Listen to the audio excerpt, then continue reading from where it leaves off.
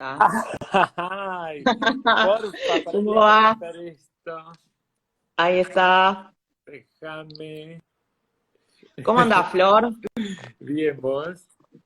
Bien, todo bien, la verdad. Una semana para nosotras con el Ahí 8 de apareció la marzo. luz.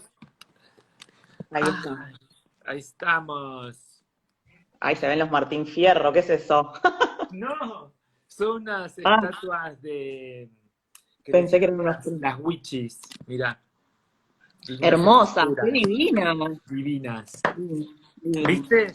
Mirá lo que son. Sí, Esculpidas por preciosas. son esculpidas por mujeres, porque viste que en el Chaco se hace la Bienal de las Esculturas todos los Sí, años. Y esto las compré hace unos años cuando fui a esa Bienal divina. Bueno, acá estamos, hermosas. por fin. Bueno, excelente. Flor, te cuento un poco mientras también vamos esperando que se Y vaya perdón, sumando le pido gente. disculpas a todas las personas que están esperando desde temprano, pero bueno, soy bastante, no suelo hacer vivos, y como verás estoy bastante desactualizada de lo que tiene que ver las redes sociales y todo eso. Bueno, entonces te agradecemos doblemente el compromiso de habernos dicho que sí a este vivo que encima no te gusta. A nosotros nos sirve mucho desde el ministerio porque estamos intentando con esta campaña que se llama Todos los cuerpos son cuerpos de verano, Sí, empezar a instalar una conversación social respecto a lo que pasa con las corporalidades que no son hegemónicas, que sí, no tienen el talle adecuado sí, para la hegemonía, que no tienen la identidad de género que se supone claro. que marca la heteronorma o la binorma, eh, que tienen alguna discapacidad o algún problema funcional. Bueno, cuerpos que en definitiva existen, que están en nuestra sociedad, que deben ser, que tienen derechos y que en el espacio público sufren distintas discriminaciones, distintas imposibilidades del disfrute, ¿no? Del goce, Sí. y eso se exacerba en el verano, ¿no? Como que en el verano el sentimiento es que todos tenemos que estar disfrutando y sin embargo habemos algunos que no podemos disfrutar porque hay conductas sociales que esto lo impiden. Y vos escribiste hace unas semanas un Sí. texto justo sobre lo que veníamos hablando, un texto que además se viralizó, que salió en distintas revistas, en distintas publicaciones también de internet. Y bueno, y queríamos que un poco charlar de eso porque sabemos que para las corporalidades trans o travestis, este circular por el espacio público también le genera toda esta conducta que marca permanentemente la diferencia y que marca permanentemente el no pertenecer, ¿no? Y esto que vos hablabas es un texto que la verdad recomiendo, que vos hablabas del pasillo de la carpa en el verano. Así que nada, bienvenida a este ciclo y si querés Bueno, contarnos sobre ese es que texto. tenemos, es que hay que, me parece que lo deberíamos separar como en bloques, porque todo tiene que ver con construcciones sociales, con construcciones que se han hecho. O sea, si bien sabemos, desde la antigüedad existieron y existen los cánones, ciertos cánones de belleza, siempre. Pero hay algo que sucedió, y todo tuvo que ver con una investigación que vino a raíz de esa columna que vos estás hablando, que tiene que ver con una columna que yo escribo para la gente que no sabe, en página 12, donde puedo expresar, donde hablo de diferentes temas. Entonces, hay algo que sucedió con estos cánones de belleza que se acentuaron desde principios del siglo XX y el siglo XXI, que los medios de comunicación difundieron de forma masiva. Entonces, entre el siglo XX y XXI explotó estos cánones de belleza que estamos hablando y de los cuales hoy muchísimas mujeres somos víctimas y nos torturan.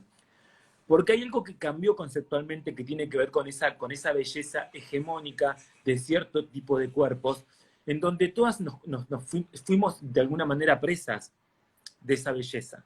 Entonces, hay algo que es que tenemos que empezar a desarmar, a desarticular toda esa información que nos fueron metiendo. Estamos hablando siglo XX y siglo XXI, o sea, mucho, muchísimo tiempo de una información que está metida, porque hay algo que tiene que ver con esta cosa naturalizada de la belleza y también la feminidad.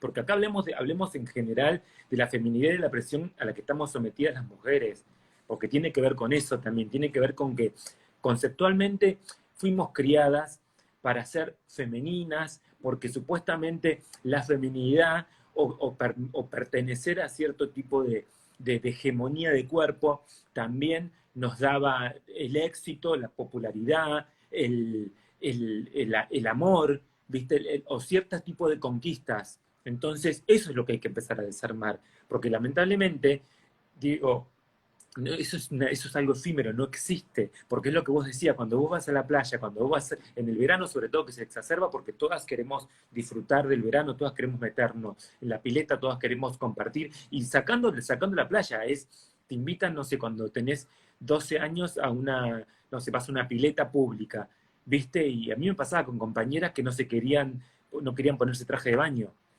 ¿viste? Y por ahí se veían privadas de disfrutar por el tema de decir, de no encajar en ciertos cuerpos o en ciertas medidas, ¿viste? Y todavía sigue siendo un conflicto que lamentablemente que le sigue pasando a los jóvenes, si bien yo siento como una, una gran apertura de las nuevas, de las pibas y de los nuevos jóvenes que están transitando esta rebeldía hacia el sistema patriarcal, que está buenísimo, pero quedan todavía muchísimas personas que siguen pensando de esa manera y que te siguen señalando y que siguen mostrando o que siguen mirando los cuerpos de manera discriminatoria.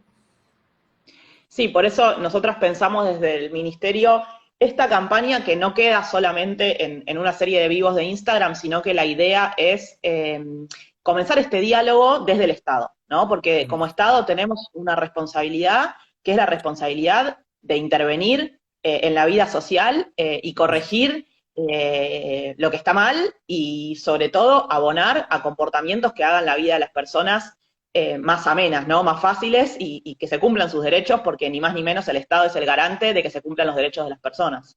Por eso es fundamental la educación, la ESI, la educación sexual integral.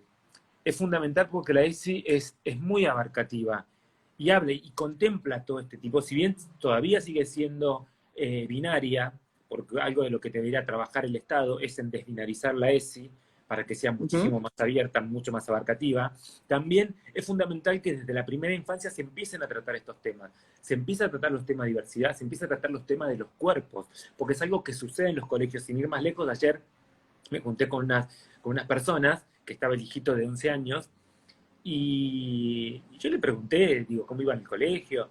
Me dijo, bien, pero la verdad que a veces no tanto porque me discriminan.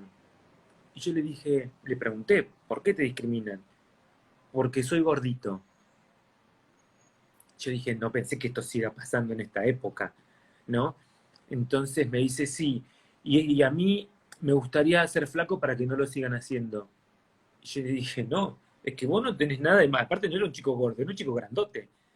Un chico de 11 años grandote que está en pleno desarrollo. Entonces, es eso, ¿qué pasa? Porque, ¿qué criatura llega de su casa con ese pensamiento de que la delgadez es el único parámetro, o es como el ideal de belleza? Ahí es donde tenemos que trabajar, ahí es donde deberíamos trabajar en las escuelas desde la primera infancia para poder construir este tipo de pensamiento. Porque después esto, se lleva a la adolescencia y se exacerba. Eso es lo que está sucediendo y eso es lo que pasa. Por eso, si bien estos espacios de diálogos están buenísimos, están bárbaros para que la gente pueda pensar, para que la gente pueda comprender, pero es un grano de arena en un gran océano, que es algo que de verdad está sucediendo y que debe cambiar desde los medios de comunicación también. Por eso también es fundamental que se tenga un manual debe ser obligatorio el manual de perspectiva de género ya en los medios de comunicación en general, porque se siguen construyendo estos ideales de belleza. Si bien hay muchas, hoy revistas de moda que tienen como una mirada mucho más abierta e inclusiva, no es suficiente porque se sigue bombardeando con ciertos cánones de belleza. Que les pibes que se nutren de eso, ¿viste? Que se nutren, que se empalman de esa información, que es con la que tenemos que combatir, todas las mamás, las papás, todos tenemos que trabajar con eso. Sí, no, totalmente. Nosotras estamos, de hecho, no solamente comprometidas con la aplicación de la ESI, sino con revisar los contenidos y hablar de la palabra diversidad en todo lo que significa, ¿no? Porque la diversidad no es solamente la diversidad sexual, que por suerte en la Argentina tenemos la ley de identidad de género, a pesar de todo el camino que nos falta por recorrer, estamos parados en un lugar distinto respecto del resto del mundo, o de la mayor parte de los países del mundo, pero sí la diversidad corporal, ¿no? La diversidad funcional, y Sí. en este sentido, esto que decís vos de la asociación entre la cultura y los medios de comunicación, ¿no? Cómo los medios performan cultura y al mismo tiempo se nutren de esas mismas discriminaciones que hay en la sociedad y las exacerban. Me Claro, parece que porque esa aparte hay algo que pasa que todas y todos empezamos a naturalizar ese tipo de violencia. Porque te puede pasar, digo, hablemos del pasillo de la carpa, sigue habiendo esas miradas hacia lo diferente, sigue existiendo. ¿Por qué existen? Porque claramente acentúan o quieren acentuar algo. Después, el tema yo hablaba de los pareos, de que muchas mujeres lo usaban como salvavidas, porque claramente se sienten observadas, claramente sigue habiendo esa condena social hacia lo distinto. Llamémoslo celulitis, llamémoslo que te falta, no sé, alguna extremidad, llamémoslo una cicatriz, porque es tan abierto y es tan, digo, llamémoslo diversidad de cuerpos, llamémoslo identidades, o como cada uno se perciba. Viste, yo hablaba claramente, en este caso, de mi entrepierna. Entonces, es algo que pasa, es algo que vos subís una foto a Instagram y es el primer comentario que muchas te pueden hacer, o muchos, ¿viste? Entonces, si hay 100 personas que leen eso, o que publican, o que firman, ¿entendés? Y nadie dice absolutamente nada cuando una persona está agrediendo, es que estás naturalizando la violencia, algo que está sucediendo, algo que pasa, que ya antes, hace muchos años, en la década del 80 o en principio de los 90, uno no sabía que eso era violencia de género o esas cosas no se podían hacer con una persona, en este caso con la identidad de una persona. Hoy sabemos, y eso está naturalizado y mucha gente nada, como que lo deja pasar, y me parece que eso es seguir naturalizando la violencia. En tanto y en cuanto nosotros como sociedad no pongamos el acento en esas cosas, esto va a seguir sucediendo. Absolutamente. Y a mí me surge una pregunta respecto, bueno, vos escribiste las columnas como en primera persona, ¿no? Y contás tu historia y la verdad que yo las sigo las columnas de página porque me parecen muy interesantes. Y la pregunta que se me viene es, ¿cuáles son las alianzas posibles para una persona que elige también trabajar en los medios de comunicación, ¿no? ¿Qué alianzas se tejen ahí para poder resistir y construir otra realidad en esos medios tan hostiles? Es que a mí me pasó, a mí me cambió completamente. Yo soy una persona, fui hasta hace muy pocos años, ni siquiera mucho. La verdad que siento que yo tuve que transar con el sistema. Yo tuve, y digo, uso la palabra transar o prostituirme, porque de verdad tuve que ceder ante este sistema violento y patriarcal que son los medios de comunicación en los cuales yo formo parte, pero para ser aceptada tenía que soportar cierto tipo de juicio, de condena. Entonces, con los años me di cuenta que no quería hacerlo más, que no quería formar parte, que no necesitaba ese tipo de violencia, seguir sosteniéndola. Llámese broma, llámese como cualquiera quiera definirlo o decirlo. Entonces, a mí lo que me pasa hoy es que estamos, como sociedad, estamos parados desde otro lugar, donde nosotros tenemos el poder, nosotros tenemos el poder de decidir hasta dónde llegar y también lo que queremos mostrar y cuál es el camino, porque a mí particularmente hoy yo siento que tengo muchísima responsabilidad desde este lugar, que es mi pequeño espacio, que es mi Instagram, o desde la televisión o el teatro donde yo trabajo, lo que yo quiero transmitir y contar, o qué mensaje quiero dejar a la sociedad. ¿Viste? Porque me pasa eso también. Esta pequeña charla que estamos teniendo para mí es importantísima porque creo que a muchísima gente ya la ayuda simplemente a pensar desde qué lugar está parada, desde qué lugar, ¿viste? Todos y todas creo que y todos tenemos inseguridades, miedos, vergüenza, porque fuimos criadas desde una manera con muchísimos prejuicios en la cabeza. Entonces, nos tenemos que empezar a sacar eso de decir, a mí me pasa, por ejemplo, cuando yo voy a comprarme algo, o antes me pasaba, con el pie, con el calzado, por ejemplo. Viste que ibas y decías, bueno, tenía que ir a preguntar y decía, bueno, ¿y cuánto calzás? 40 y yo calzaba 42, parecía 41. Claro. ¿Viste? Entonces, y ya era, y es como, ¿por qué tengo que mentir? Y también y ser sometida a cierta violencia en su momento por los vendedores o vendedoras en ese momento, ¿viste? ¿Por qué? Porque no tenía que ver con mi condición, ¿entendés? De travesti, tenía que ver con que tenía pie grande, porque a muchas personas le pasa, no solamente, no es solamente que las personas, digo, el pie grande es para las personas trans. ¿Viste? Hay mujeres, muchas mujeres que me escriben, ¿entendés? Que me dicen, tengo pie grande y no consigo zapatos. ¿Viste? Pero ahí hay cierta condena que se hizo hacia nosotras que tenía que ver con eso. Entonces, ¿por qué una persona tiene que vivir una incomodidad por un aspecto físico? ¿Entendés? Entonces, algo que de verdad tenemos que trabajar, es algo que no debería pasar. O si no, también otra cosa que sucedía era que, no sé, un chico quería comprar unos zapatos de mujer y te decían, ¿son para tu novia? No, no te pregunté, quiero un par de zapatos. No sé, Claro, pues, ese tipo de cosas totalmente. que tienen que cambiar. Y después también es el tema de los talles. ¿Viste? El tema de los talles es esta cosa que te enfrenta también a esta cosa hegemónica de los cuerpos, que vos decís, bueno, te pedís un talle y yo soy, en general soy ML, ¿viste? Soy como medium large.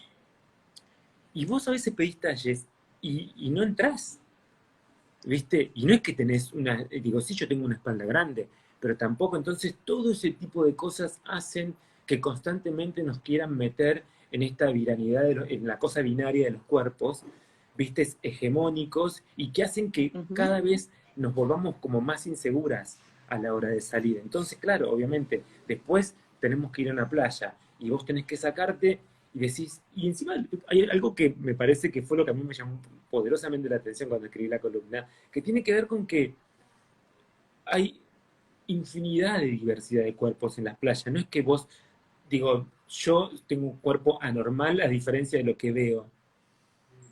No hay un estereotipo de belleza. Es que digo, en la playa que voy son todas 90, 60, 90. Es infinita la combinación. Entonces, ¿por qué a pesar de eso nosotras somos presas de esa hegemonía de cuerpos?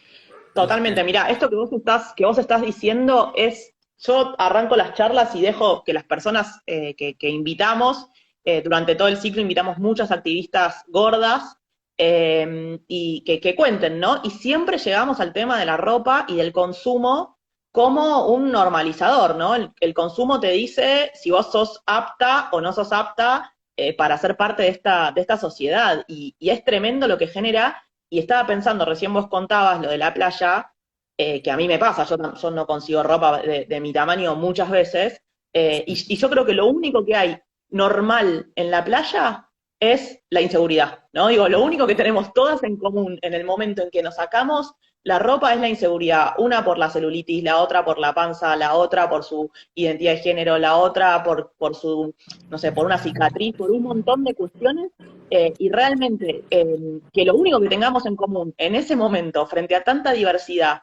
sea la incomodidad, la vergüenza, el estigma, nos da que hablar, ¿no? De qué es lo que pasa con el verano y el disfrute y el goce. Pero es que son los medios de comunicación. Los culpables de todo esto son los medios de comunicación. Son los medios de esta construcción social, porque vos fíjate que siempre llega el verano y nos bombardean con imágenes y con ya la sonda del verano. ¿Te acordás en su momento la sonda del verano? Que son todas mujeres que pesan 20 kilos mojada, ¿entendés? Y toda una imagen de playa de perfección que no la ves en ningún lado, que no existe, que es efímero. Entonces, y todo es así.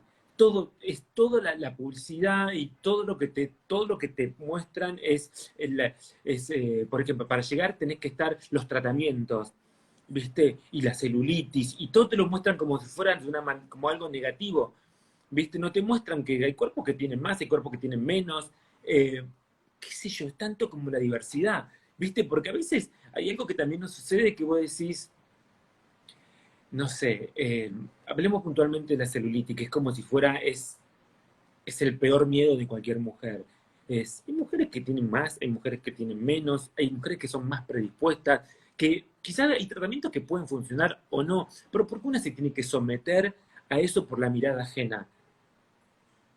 Tiene que ver con eso, tiene que ver con que está bien, si uno se lo quiere hacer, digo, a mí me gusta verme bien, o lo que fuere, me gusta, a mí el tema del sobrepeso, el único ruido que me hace en la cabeza tiene que ver con que es malo para la salud, que es malo para el corazón, que es malo para las articulaciones, ¿viste? Entonces trato de llevar una vida saludable simplemente por eso, pero después hay algo que tiene que ver con la construcción de lo que te quieren mostrar los medios de comunicación sobre la belleza. Entonces te bombardean con eso, te bombardean con esas imágenes que después todas, ¿entendés? No quieren sacarse el parí en la playa porque quieren entrar en ese supuesto estereotipo de belleza y sacando los cuerpos. Después hablemos de la diversidad, entonces hablemos de, de, de las mujeres trans, de los hombres trans, que quieren disfrutar, ¿entendés? O de la persona que se perciba como si quiera percibirse en la playa. Entonces, es eso, ¿qué trabajo tenemos que hacer para que eso deje de ser una condena? ¿Viste? A la hora del Bueno, disfrute. y vos en eso, yo creo que, el gran desafío que tenemos en este momento es el desafío de la representación, ¿no? De esa diversidad. Nosotras somos diversas, nos encontramos, nos vemos, somos diverses como sociedad, ningún cuerpo es igual a otro, y sin embargo, cuando vemos la representación de eso en publicidades, en medios de comunicación, lo que nos muestran es algo muy estereotipado, muy homogéneo, ¿no? Y con rasgos de hegemonía, donde lo distinto todo el tiempo está teniendo que dar explicaciones de por qué es distinto, ¿no? Digo, no sé, el personaje gordo de la novela todo el tiempo diciendo que, bueno, a pesar de que es gorda es feliz, vos, Claro. bueno, y eso me parece, Flor, y te lo quiero Bueno, charlar sé que con estoy vos. viendo ahora, que digo, me parece que está buenísimo para sumar a la gente. Vi Sex Education, no sé si la viste la serie Sí, de sí la vi. Netflix. ¿Qué te pareció? Tiene una mirada muy interesante. Me gusta, porque, porque es una serie que no solamente habla de sexualidad, habla de la sexualidad en jóvenes, adolescentes, cuando están entrando en esa etapa maravillosa que tiene que ver con el sexo. Te lo muestran sin condena. Los cuerpos, las etnias, todo está mezclado de una manera que sería como casi un mundo ideal, porque es como si fuera lo opuesto a lo que fue Rebelde Way, lo opuesto a Chiquititas, lo opuesto a Total. esa hegemonía de que lo marginal era malo, ¿viste? Y la divina, la popular, el patito feo, ¿viste? Esto me parece que tiene como una construcción bastante interesante, que me parece que es hacia donde tenemos que apuntar. ¿No? Los colegios debemos apuntar porque muestran la pareja gay, muestran el amor, hay muchísimas cosas interesantes que me parece que son para destacar. Mira, nosotras siempre terminamos estos vivos con la invitada recomendando algún libro, alguna serie, alguna propuesta cultural de la que se trate que le haya servido para hacerse preguntas. La idea de este momento es hacerse preguntas y creo que en eso Sex Education está en Netflix Sí, y es espectacular sí. para poder verla y sobre todo compartirla con adolescentes, ¿no? Y aparte también porque es para verla si tenés hijos, si no tenés hijos, eh, como ser humano. Porque te muestran la sociedad, encima es un pueblo, porque esto es en Londres, es como en un pueblo, pero te muestra una comunidad de absoluta diversidad, donde no existe donde los estereotipos no existen, donde el amor es el amor, digo, simple y llano, y también lo interesante es que le saca mucho, mucho tabú al sexo y a la iniciación sexual que para todos, todas y todos desde mi generación fue como bastante traumática porque no teníamos información. Entonces, de la manera que está contada y de la manera que interpela a los personajes para que puedan investigar, para que puedan preguntar, es muy buena. Me gustó muchísimo. Es muy buena y la actriz, ella, Gillian Anderson, es fantástica. La amo. Sí, sí, sí, la Es verdad que una, sí. La es verdad una que sí. genia. Sí. Bueno, y en eso, Flor, vos como, digo, sentís que también que tu participación en los medios produce esta representación, o sea, hay pibas que te escriben y te dicen, Flor, me siento representada, queremos que hables de tal cosa o que hables de tal otra. ¿Hay ahí un ida y vuelta? Sí, muchísimo, muchísimo. Hace poco me escribieron de un ministerio diciendo que hicieron una encuesta en general en todo el país y que uno de los nombres, o el primer nombre que sale representativo hoy en día, que tiene que ver con quién te identificás y con el pensamiento, salió mi nombre. Y la verdad que lo Mirá que agradezco porque me parece que me gusta formar parte de este movimiento tan maravilloso que tiene que ver con lo que está sucediendo actualmente en nuestra sociedad. Porque es algo que me enorgullece, es algo que me da esperanza como mamá, porque creo que nosotras somos de una generación que nos callábamos, que no hablábamos, que nos enseñaron a reprimirnos, a no decir. Entonces, si yo veo a las pibas, a los pibes, a los pibis tan combativos, tan con ganas de luchar por sus derechos y de no entrar en esta cosa binaria, ¿viste? Y sobre todo en el poder disfrutar de la sexualidad, disfrutar de su vida, disfrutar de la absoluta libertad. Y me gusta ser parte de este movimiento. Me gusta poder llevarle a las personas algo en que pensar, simplemente porque creo que el arte es para eso. El arte fue hecho para crear, para pensamiento, para crear a la gente esa inquietud interna que diga, bueno, a ver, ¿qué está sucediendo acá? Porque creo que hay algo que nos pasa como sociedad, que a pesar de tener estas leyes maravillosas que vos nombraste, como la ley de matrimonio igualitario, la ley de identidad de género, la ley ESI, son herramientas, son plataformas, pero falta muchísimo más para seguir construyendo como sociedad, porque hay muchísima gente que se rehúsa al cambio, que se rehúsa a poder... yo creo que tiene que ver con miedo también, tiene que ver con querer seguir sosteniendo estos lugares de privilegio, que tiene que ver esta estructura patriarcal, entonces no quieren ceder ni un paso, pero ya están, los cimientos ya se movieron y simplemente falta muy poco para que caigan del todo. Entonces tiene que ver con, me gusta seguir esta lucha, me gusta seguir construyendo una sociedad mucho más justa, más diversa y más igualitaria, ¿no? seguro, y verse representadas ahí, ¿no? Ver un cuerpo parecido al tuyo o una identidad de género parecida a la tuya es fundamental para que las personas jóvenes puedan sentir que su existencia es válida, ¿no? Y es posible dentro de esta sociedad. No me quiero poner romántica, Es pero que a mí sí, te juro que hay algo a mí que me pasa.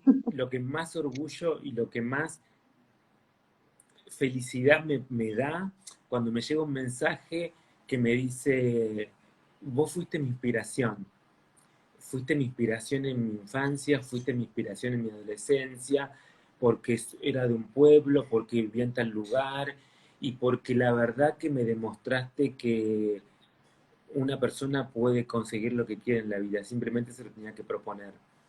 Porque también hay una cosa que es muy maravilloso de la fantasía también que puede suceder en diferentes pueblos, que me dicen muchas, porque me hicieron muchas personas, me dicen, me dijeron que era de tal pueblo o de tal, entonces es como que he vivido en toda la Argentina. Ese mito o le ha dado mucha esperanza a muchas personas diferentes de decir, bueno, ella vivió acá y ella pudo salir y pudo lograr y pudo construir su identidad y pudo hacerlo o pudo hacerlo acá también. Entonces, está buenísimo que eso haya pasado, también que se haya construido como esas leyendas, esos mitos urbanos de que yo he vivido por toda la Argentina, porque yo soy de este pueblo, soy de aquel pueblo, pero sobre todo de la construcción de la identidad. Porque de lo que siempre me hablan, por eso me gusta usar la palabra construir, porque lo mío fue una construcción y es una construcción diaria. Porque yo no soy la misma que fui cuando debuté. Yo hace poco puse una foto que llegaron a mí de mi transición, que yo le hablo de la frontera en ese momento, que hoy a la distancia lo puedo ver de esa manera, y todo lo que significó y lo que me pasaba a mí en ese momento, o lo que estaba dispuesta a perder si yo la cruzaba. Entonces, a mí, hoy que estamos viviendo en épocas de muchísima más diversidad, me gusta haber sido ese referente, me gusta haber sido imagen, porque creo que lo más maravilloso que me pudo haber dado esta profesión tiene que ver con eso. Si yo pude haber ayudado a alguna persona a sacarla de esa oscuridad o darle este mínimo de esperanza para que pueda construir su identidad con orgullo, para mí mi camino o mi vida está hecha. Bueno, eso te aseguramos que sí, pero además de eso, la idea de una sociedad donde las personas no tengan que emigrar para poder vivir la vida que quieren vivir, ¿no? Que no tengan que irse de sus pueblos por ser trabas, por ser trans, por ser gays, por ser lesbianas. Hace una semana recordábamos a la Pepa Gaitán, una piba a la que el padre de su novia la mató por ser lesbiana, y estas cosas suceden en los pueblos de nuestro país, y también suceden en las ciudades, ¿no? Pero bueno, siempre en las ciudades es más fácil camuflarse. Me parece que esa historia está buena. ¿Leíste Las Malas de Sí, Camila? leí Las Malas, pero ¿sabes por qué? Bueno, por eso digo que para mí los medios de comunicación son importantísimos en la cultura, en la construcción de una sociedad y de un país. Esto que sucede, o esta violencia hacia el colectivo LGBT, no nació de la noche a la mañana. Esto fue una construcción cultural desde el cine, desde la televisión. Y ustedes, quizás las personas que nos están escuchando, las personas heterosexuales, no hacen hincapié o no se detienen a ver las diferentes formas de violencia, o no solamente las formas de violencia, de las formas que fuimos mostradas ante la sociedad a través del cine. Fíjense, hagan este ejercicio, si miran una película desde los años 20 en general hacia el día de hoy, siempre fuimos mostradas de una forma burlona. Primero, siempre cuando una persona trans o tenía una persona trans o alguna persona que se vestía con ropa contraria a su sexo, era mostrada de una forma burlona. Y después otra cosa que sucedía, por eso también tiene que ver con esta violencia, que uno dice, ¿de dónde sale? Es siempre la reacción de una persona cuando descubría que una persona era trans era violenta, como que lo hubieran engañado. Siempre se mostraba de esa manera, como, me engañaste, te tengo que golpear, me engañaste, te tengo que violentar. Y sucedía con tanto trans hombre como mujeres o travesti, como lo quieran llamar. Entonces, eso fue una construcción cultural. Entonces, hay algo que también sucede, que pasaba a menudo, que era cuando, no sé, un actor o una actriz descubría supuestamente el personaje, otra cosa que era, la desaprobación era desde, por ejemplo, el vómito, le porondutía vómito, ¿me entendés? Entonces, esto no fue al azar, esto no fue de la noche a la mañana. Entonces, cuando escuchamos el caso, en este caso, valga la redundancia, de lo de la Pepa, tiene que ver con eso. Tiene que ver con esta construcción social que se hizo, que lamentablemente muchas personas asocian eso a la violencia, con que, bueno, es esta persona, pum, tengo que matarla, o tengo que violentarla, tengo que ajusticiarla. ¿Por qué? Porque no perteneces porque no perteneces al binarismo, porque estás fuera de la norma. Entonces, es muy grave lo que ha sucedido. Y no va a ser de la noche a la mañana que vamos a poder cambiar esa forma de que nos vean. ¿De qué manera nos ven? De esa manera. Porque fueron años, fueron décadas de construcción violenta, de rechazo hacia nuestras identidades. Entonces, eso es algo que también tenemos que rever. Totalmente. Bueno, voy a cerrar porque esto dura solamente una hora, no podemos extenderlo. Vuelvo a contar que esta es parte de un ciclo, lo cuento siempre porque me parece importante que sepan que el ministerio está buscando generar conversación social respecto de lo que sucede con las corporalidades diversas, el uso de los espacios públicos, el goce, el verano, tratando de saber qué agenda podemos ir marcando desde el Estado. Vos lo decías muy bien, creo que la ESI con una apertura, con una mirada no binaria, tiene que ser una prioridad de nuestra gestión. Yo soy Lucía Porto, soy subsecretaria de Políticas de Género y Diversidad en el Ministerio de las Mujeres. Tengo a mi cargo el empezar a plantear políticas públicas para la diversidad de toda nuestra sociedad, no solamente hablando de diversidad sexual, sino también de diversidad corporal, hablábamos recién de la gordura, también de las distintas orientaciones sexuales, de lo que sucede con las personas intersex, ¿no? Porque ahí tenemos otra enorme violencia que produce el binarismo, que es una persona que nace con una genitalidad distinta, que no puede identificarse en ese momento del nacimiento con uno de los dos géneros e inmediatamente la intervienen para adecuarla a la norma binaria, ¿no? Eso venimos trabajando y escuchando también relatos de las personas intersex que son tremendos, y en este sentido planteamos este ciclo que va a durar lo que dure el verano hasta marzo, y después será continuado en distintas políticas públicas. Y bueno, siempre hacemos dos preguntas para terminar, Flor. La primera es, además de la ESI, que ya la dijimos, ¿qué te parece que podemos hacer desde el Estado, que tenemos que hacer desde el Estado porque es una obligación, para facilitar esta vida en comunidad, para facilitar el acceso al goce, para facilitar el acceso a la felicidad a las personas LGTB?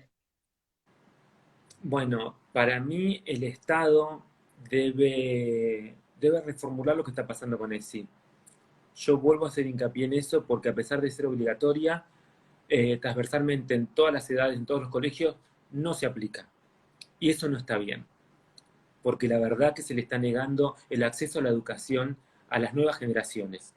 Y nosotras ya fuimos condenadas por eso. Entonces, estamos a tiempo de que eso no suceda. Yo necesito un Estado que sea laico, donde la Iglesia Católica no forme parte de las decisiones, porque estamos hablando de algo muy profundo que tiene que ver con la educación de las nuevas generaciones. Entonces, eso es fundamental. No podemos seguir hablando de la construcción de un país si no trabajamos con la ESI desde la primera infancia. No se puede pensar, no hay forma de que el Estado pueda articular, no hay forma de que se pueda terminar con esta violencia que existe, no hay forma de que se terminen con los femicidios. No hay forma, si el Estado no se hace cargo de lo que está sucediendo con ESI, porque la violencia la violencia patriarcal que existe en la Argentina tiene que ver con eso, tiene que ver con que lamentablemente no se educa a las nuevas generaciones sobre esto que está sucediendo. No se habla. Entonces, si hay pibis que viven en hogares donde se naturaliza esta estructura violenta patriarcal, eso va a ser llevado a la adolescencia, va a ser llevado a la adultez y después pasan las cosas que suceden. Entonces, lamentablemente, yo creo que la ESI debe ser aplicada, el Estado debe intervenir, el Estado tiene que rever porque a pesar de ser obligatoria, no se da en los colegios, no se da transversalmente, se debe desbinarizar, se debe ampliar los dos artículos que existen sobre diversidad y sobre identidad de género. También creo que es fundamental formar a los docentes, es fundamental poder que haya talleres de diversidad, que haya talleres de perspectiva de género, es fundamental que se aplique en la televisión, que se aplique en el Estado, que se aplique en la justicia, porque después no podemos hablar de femicidios, no podemos hablar de travesticidios, es algo que sucede y es algo que está naturalizado en nuestra sociedad. Pero en tanto y en cuanto el Estado siga haciendo la vista gorda sobre la no aplicación de ESI, me parece que estamos condenados a una sociedad violenta. Excelente. Y la última pregunta para cerrar, además de Sex Education y de tus columnas en Página 12, que no las vas a recomendar vos, pero las recomiendo yo porque realmente son muy buenas y producen esta conversación social. O sea, es no solamente una acción periodística o de contar una experiencia propia, sino que también es militancia, ¿no? Construye una voz que está muy ausente en los medios de comunicación. Otras recomendaciones tuyas para seguir pensando estos temas, que te hayan dejado preguntas o que te parezcan interesantes para que la gente vea, escuche, lea. Archivo La Memoria Trans es un libro que fue editado por Editorial Chaco, lo pueden buscar así, o pueden meterse en su Instagram, que es Archivo La Memoria Trans, que es un libro que yo digo que es como nuestro pequeño diario de Ana Frank, pero contado por muchas. Es la historia, nosotras somos, para mí es como un gran árbol genealógico que cuenta un poco nuestra historia. Las personas que no conocen o que quieren saber qué fue lo que nos sucedió, porque la verdad que hoy ser trans, y yo soy una sobreviviente porque tengo 46 años, y y el promedio de vida es de 35 años. Entonces, en este libro van a poder comprender, van a poder interpretar o entender las cosas que nos sucedían, que nos sucedieron durante décadas y por qué el Estado también está en deuda con nosotras, nosotros y nosotres. Después, Teoría de King Kong, me parece que es un libro que lo deberían leer todas las mujeres de Argentina y todos los hombres también. Es necesario, es un libro buenísimo que de verdad me dejó muchísimo que pensar. Me pareció, es un libro que yo le guardé a mi hija Isabela para cuando tenga edad, para que lo lea. Me pareció bárbaro. Y después también, ya que tal digo varios porque me gustan varias cosas. Todos los que quieras. Seguido, también uno de... Uy, se me olvidó el nombre. De Paul Preciado, también, el de Urano. La teoría de Urano. El apartamento de Urano. El apartamento de Urano, ahí está. Ese también me gustó mucho. Así que la verdad que me parece que son 3 libros que pueden ser que hoy son necesarios para poder construir una sociedad mucho más diversa, mucho más justa, también que nos hace pensar, que es maravilloso, que nos pueda hacer pensar y que nos pueda, que desarticule porque la verdad que nuestra generación fue creada con muchísimo prejuicio, que yo me doy cuenta ahora que a pesar de haber vivido en un mundo de diversidad, los tengo. Entonces, son 3 lecturas necesarias. Bueno, creo que Paul Preciado lo que hace en el apartamento en Urano, que es juntar sus columnas también en un diario, tiene bastante que ver con lo que vos estás haciendo ahora en Página, esa mirada que abre la cabeza. Bueno, agradecerte, Flor, decirte que este vivo, decirle a todas las personas que están viendo, queda guardado en las redes del Ministerio, porque nos sirve como insumo para seguir pensando, para seguir charlando, para seguir proponiendo ideas. Te agradecemos un montón, sé que te perseguimos muchísimo para estuve que... trabajando todo el verano y quería hacerlo antes que termine, porque iba a Mar del Plata, Carlos Paz, y yo también lo quería hacer porque me parece que estos pequeños aportes son necesarios para que la gente pueda pensar, para que la gente pueda dimensionar. Entonces, a mí me gusta ser parte de eso, me gusta que me hayan convocado, y la verdad que fue un placer haber tenido esta charla con vos. Bueno, y como compañera feminista nos seguimos encontrando en las distintas luchas. Te agradecemos muchísimo por tu participación y te mandamos un beso enorme para vos. Beso, chau. Bueno, un beso enorme a todos. Beso, chau, chau.